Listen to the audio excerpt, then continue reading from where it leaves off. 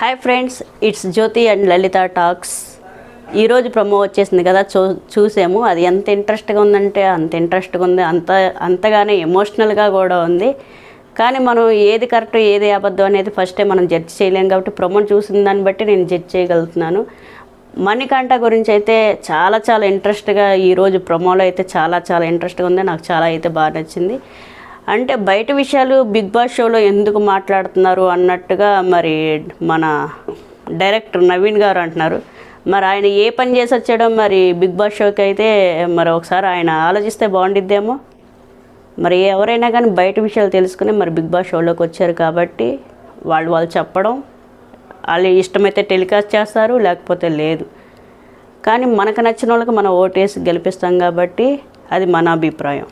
దాన్ని ఎవరు తప్పుపట్టడానికి లేదు.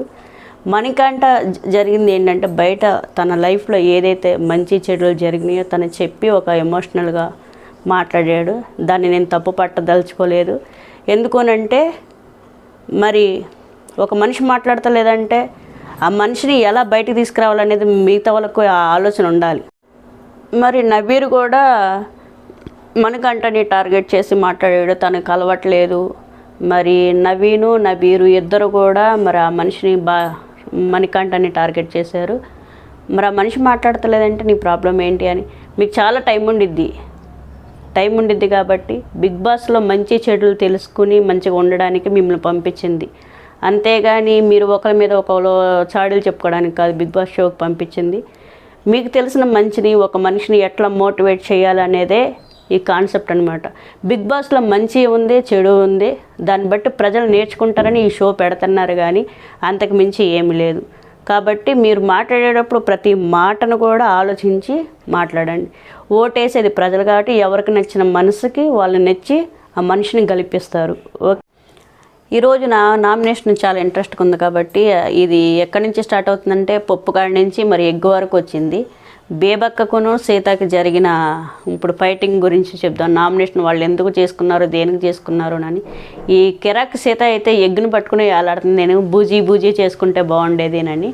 మరి ఈవినింగ్ అయితే మీరు 2 కూరలు ఎందుకు వండారు అంటే మరి బేబక్క మరి నాన్ వెజ్ తిన్న వాళ్ళు కూడా ఉన్నారు కాబట్టి వాళ్ళ కోసం ప్రిపేర్ చేయాల్సి వచ్చింది అని అన్నట్టు మాట్లాడింది.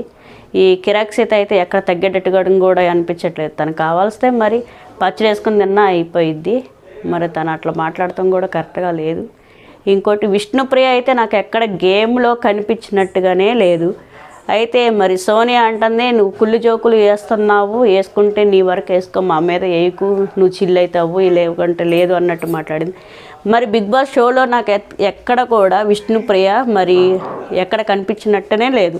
ఏ గేమ్లోనూ ఆడినట్లేదు, ఎక్కడ మాట్లాడినట్టు లేదు. కానీ అభితో నన్ను లవ్ చేయవా అన్నట్టుగా మాట్లాడింది. అదొక్కటే నాకు కనిపించింది. ఆ వీడియోలో అయితే ఎక్కడా లేదు.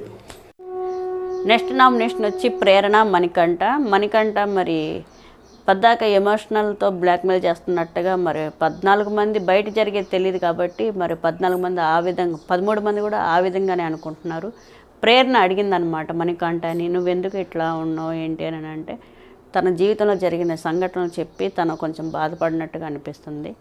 అయితే నువ్వు అనవసరమైన గొడవల్లో ఉంటావు, మరి అలానే అనవసరమైన కాకుండా నువ్వు మాట్లాడితే అందరూ వచ్చి నీతో మాట్లాడతారు కదా, అలా మాట్లాడరు కదా అన్నట్టు చెప్పింది.